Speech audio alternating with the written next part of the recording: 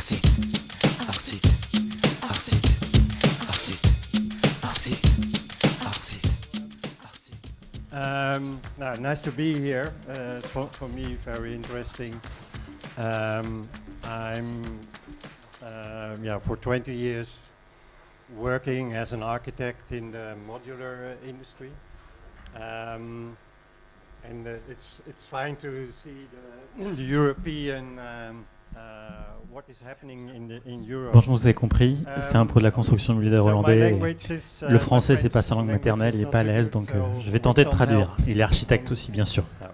So I'm gonna explain you a little bit about the actual situation now in the Netherlands, le Pays-Bas. And I think Il vient de parler de son cœur de métier, construction modulaire, qui démarre fort aux Pays-Bas.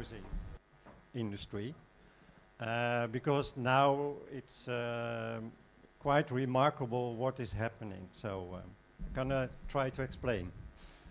So this is my experience in Donc voilà différents exemples en tout cas d'ouvrages sur lesquels il a pu contribuer depuis plus de 20 ans. Trentaine avec du logement, bâtiments publics, voilà, il y a différents ouvrages.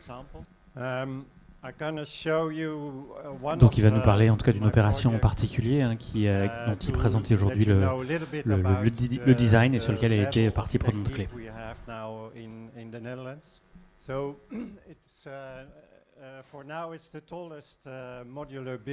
Donc voilà, ce plus gros bâtiment de modulaire aux Pays-Bas à 16 étages et une résidence étudiante. It's almost 50 meters high, 16 floors. It's student housing, and in the plinth is a parking garage. Donc on voit que c'est une programmation hollandaise avec un rez-de-chaussée beaucoup d'espace pour les vélos. Donc on n'est pas une conception française à l'ancienne. On voit avec un design différent pour le rez-de-chaussée et les étages. Donc c'est ce qui montre avec ces deux schémas de coupe. In concrete, a table construction, and there you have all the special things like parking garage. In Holland, we have a lot of bikes, so we have to. I think there are 900 bike places here, and in front you see the facilities. So, and on this. Donc là, il montre qu'un classique dans les constructions modulaires, mais à un moment, une cage d'ascenseur au escalier avec béton sur lequel il y a structuré et posé le reste des modules autour. Donc il a dit que c'était fait en 15 semaines. C'est le travail de mise en œuvre sur site. C'est pas le temps d'étude et de préparation qui a duré 15 semaines, c'est bien le délivré sur site.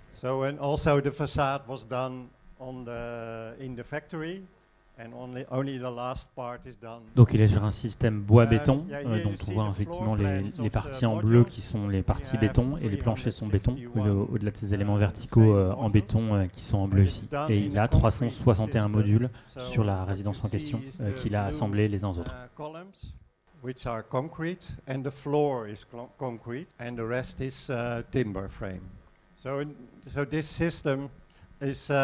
Donc il rappelle que toute la conception a été faite de façon étroite avec l'architecte et l'usine. C'était fait une vraie conception intégrée par un travail en commun. It's possible now to build to 120 meters with this system. Yeah, this is the interior of one of these apartments with kitchen and there the living room. Donc il dit qu'il y a le maître d'ouvrage qui vient vérifier en tout cas, qui vient vérifier en usine que l'appartement lui plaît.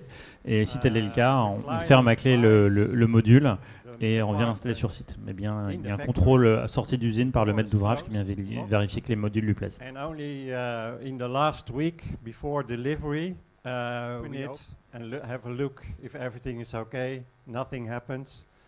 And then the delivery is bon, les pressions techniques sur les matériaux utilisés. Non, par contre, je trouve que c'est intéressant en termes de programmation, ce qui travaille, c'est dans cette logique, on parle de sobriété foncière, comment avoir de plus en plus de locaux à double usage.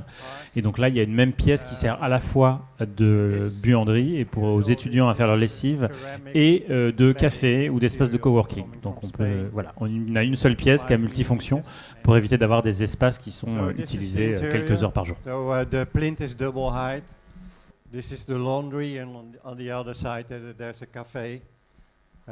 So I come back to the actual situation in Holland. These are the big five. So you have the big five of Africa, but this is the big five of the Dutch modular factories. These are the more traditional ones. Donc à ce jour, le marché de la préfa modulaire, c'était 2 à 5% du marché ces dernières années. Et puis donc ça, c'est les 5 acteurs les plus clés qui sont sur des technologies à la base acier, béton et de plus en plus avec du bois et du plâtre intégrés de façon plus massive. Housing industry, so the new build. But what I didn't get the information. I have to look for it. How it is now the situation in the modular homes, the build of new homes. So this is the total amount of houses, new built houses in the Netherlands from 2012 till this year. Donc il nous disait tout à l'heure que c'était 2 à 5% du marché pendant longtemps, pendant plus de 10 ans. C'est basculé à 10 il y a 5 ans, 10% du marché. Et là récemment c'est passé à 15 à 20%. Et donc maintenant cette année on est à 20% du marché qui sont ces solutions modulaires 3D.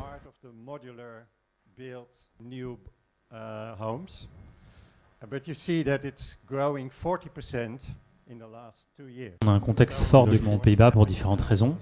Il y a un sujet, c'est l'évolution de la démographie et l'évolution des mètres carrés. Vous savez que c'est un pays qui est construit en partie sous polder. Donc déjà, ils n'ont pas de place. Ils ont par le passé, effectivement, prendre de l'espace sur la mer, mais là, ils arrivent aux limites physiques de ce qu'ils sont en capacité de faire. Donc il n'y a plus un mètre carré de foncier disponible, où vraiment, c'est vraiment l'enfer. Donc effectivement, c'est très compliqué quand il n'y a pas de foncier disponible de faire de la construction neuve. Et en plus, adossé à ça, ils ont des gros sujets parce qu'ils ont un modèle agricole. C'est la Bretagne puissance 5, question algues vertes et engorgement des rivières en nitrate. Et donc, ils ont eu, à force de se prendre des remontrances de l'Europe qui leur mettaient des cartouches parce qu'ils ne respectaient aucune des règles, il y a eu des restrictions drastiques de l'équilibre en azote sur les questions. Et paradoxalement, ça a besoin d'espace de renaturation et ça a aussi un impact sur l'incapacité, en tout cas, sur le peu de foncier disponible de le mobiliser. Donc, en gros, il y a un double blocage parce que non seulement il y avait du foncier qui était physiquement peu disponible ou très cher, et en plus, il y a, pour arriver à absorber ce sujet, qu'il y ait aussi un modèle agricole très intense. C'est un pays qui exporte autant que la France dans les produits agricoles, alors qu'ils ont 5 fois moins. Je ne vous raconte pas comment ils le font. Mais effectivement, ça a des conséquences en cascade sur ces évolutions du modèle agricole, sur la structuration du marché immobilier. And he's trying to make a solution for that. So there is a shortage of 900,000 new homes for the coming 10 years. Yeah, this is also what I already explained. So the government knows. And what can the government do? Because, that's what I gonna explain. Donc les pouvoirs publics sont lucides, qu'il y a des besoins de construction et de logement. Voilà. Après, les ambitions sont fortes. Après, la question, c'est comment on va y arriver. So they started an acceleration program.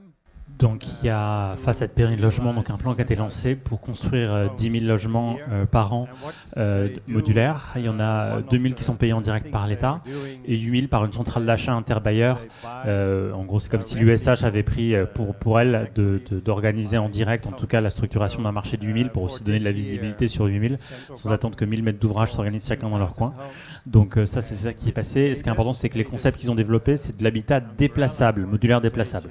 Parce que par rapport à ces pénuries de foncier, parfois c'est dans des logiques d'urbanisme temporaire, donc au moins on s'installe pour quelques années sur un lieu, même si la destination, peut-être dans les plans d'urbanisme à moyen terme, ne sera pas une destination logement, mais au moins pour 10 ans on fait ça.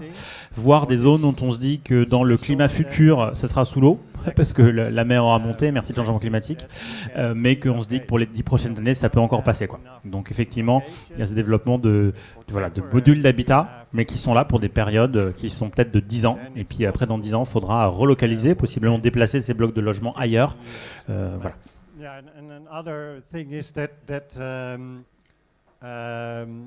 Donc, on sait bien que dans la construction des préfaces, ce qui est important, c'est d'arriver à avoir des demandes qui soient un peu homogènes et cohérentes. On n'a pas des modèles différents à faire pour chaque maître d'ouvrage qui commande 100 maisons ou 200 maisons. D'où l'intérêt pour eux de passer par cette structure commune. C'est comme s'il y avait des standards USH et que les maîtres d'ouvrage individuels n'avaient pas le droit de fixer leurs propres conditions. On se met d'accord collectivement tous pour qu'il y ait une coordination de la demande, parce que sans en tout cas qu'il y ait une discipline côté demande, forcément, si vous demandez que des choses différentes à chaque fois, chacun fait des trucs différents, on n'a pas forcément la grande mobilité. Mais ce qui est important, c'est qu'il y ait eu cette discipline intermaître d'ouvrage pour dire on va demander au marché la même chose par un contrat commun, avec aussi une planification commune des delivery. C'est pas on aimerait bien, puis soudainement, année 1, on vous en demande 10 000, avec des critères tous hétérogènes, et puis l'année d'après, il n'y a plus rien, et puis l'année d'après, il n'y a encore plus rien. Donc ils se sont dit, il faut qu'on travaille main dans la main, les filières économiques et nous, les donneurs d'ordre maîtres d'ouvrage. Avec nous, maîtres d'ouvrage, même si ce n'est pas nos habitudes, on va se forcer à avoir les mêmes standards de construction. Comme ça, ça va pouvoir dérouler de façon un peu plus industrielle. Uniform. And that's a big step. So this is really an economical effort. So the prices of what you have to pay for an apartment was too high, and this is a way to lower the price. So here you see something of this standardizing of the request. For instance, these flex homes is one. So this is their requirements, and for instance, they have for every type of apartment. Et donc là, ils présentent quels sont ces grands standards sur lesquels tous les maîtres d'ouvrage se sont alignés dans leur catalogue produit. Il y a des solutions pour de l'habitat temporaire pour une personne, pour des ménages de 2 personnes, pour des familles de 4. Donc en tout cas, il y a différents standards côté dans ce catalogue de ces produits qu'ils veulent pour l'habitat temporaire. Donc il n'y en a pas un seul type, il y en a plusieurs pour différents types de ménages, mais par contre, il n'y en a pas 1000, quoi. Il y en a 4. This is very handy for new development. It helps to innovate. So what you see is a youth growth of the housing, modular housing industry. They pop up like peons in the country. So every month there is, or 2 months, there is a new factory starting up. So yeah, what we see is that we are in the middle of the perfect storm for the modular or prefabrication industry. So this is really a very important moment. So what we saw that it was already growing 40%, but what is going to happen is that we will. Donc sa perspective, c'est que ça sera bientôt, dans quelques années, plus de 50% du marché de la construction neuve sera modulaire selon ce type d'approche. Et que voilà, il voit des usines qui se créent tous les mois, qui pullulent plus vite que les punaises de lit. 50% of the total market of new housing industry. Yeah, and what you see is what is going to be built now. So this, we call it the wooden century. So after the Stone Age, we have the wooden century. Donc après l'âge de pierre, pour lui, c'est devenu l'âge de bois. And in the beginning, donc il expliquait que là on voit des bâtiments R+1, R+2, R+3, parce que comme il y a un enjeu de pouvoir démonter, pouvoir l'installer ailleurs, c'est quand même plus simple que quand un R+8, si tu dois le démonter dans quelques années. Donc ils se mettent plutôt dans les zones rurales en tout cas, pas forcément là où il y a plus grande demande de logement, mais là où il reste un petit peu de foncier. Donc là, bâtiment Hôtel Jakarta, auquel vont passer les gens qui vont faire la visite aux Pays-Bas avec leur site. Et donc CLT, bois, enfin vous connaissez la technologie, mais donc ils font de plus en plus de bâtiments en CLT, ce qui n'était pas la tradition du pays. Ce qui est intéressant, c'est que s'ils ont une culture de la préfa depuis des années, ils n'avaient pas du tout la culture du bois. C'est pas l'Autriche ou la Suède, mais ils disent que voilà, c'était plutôt historiquement un pays de béton et de pierre comme la France, mais ils voient bien toute la vertu que ça a et ils travaillent de plus en plus. C'est une intégration beaucoup plus forte de solutions bois, quand bien même à mon avis ça doit être importé parce qu'il n'y a pas des masses de forêt là-bas. Mais en tout cas, ils voient bien la vertu que ça a d'utiliser de plus en plus les solutions bois. Alors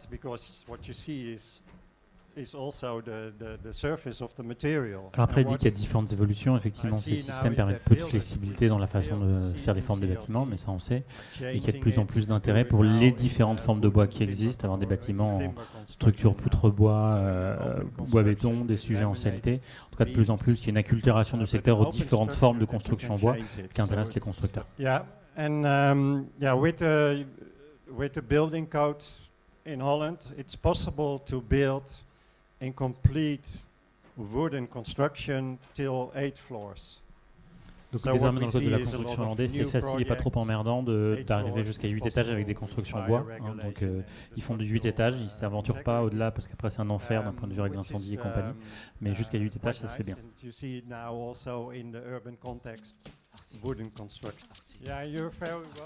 Et il sera ravi de vous voir et de vous accueillir si vous venez au voyage en décembre.